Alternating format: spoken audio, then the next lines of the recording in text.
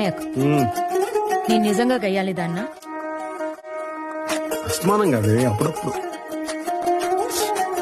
పవిత్ర జయరాం తెలుగు కన్నడ ఇండస్ట్రీలో మంచి క్రేజ్ సంపాదించింది.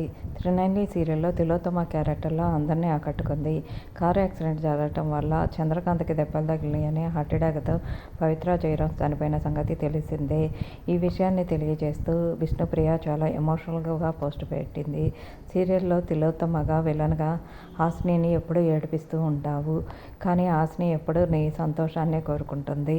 మస్ట్ రియల్ లైఫ్లో కూడా నువ్వు నన్ను ఏడిపించాలని నాకు దూరంగా వెళ్ళావు. నేను సీరియల్ లేకపోయినా ఉన్నా కానీ మిమ్మల్ని ఎప్పటికీ మర్చిపోలేను. ఇలాంటి సందర్భాల్లో నాకేం మాట్లాడాలో అర్థం కావటం లేదు. మీరు ఈ ఆత్మకి శాంతి చేకూరాలని కోరుకుంటున్నాను. హాస్పిటల్లో మిమ్మల్ని అలా పోయాను అంటూ ఎమోషనల్ పోస్ట్ చేసింది. అందరూ ధైర్యంగా ఉండాలి అంటూ కామెంట్స్ పెడుతున్నారు.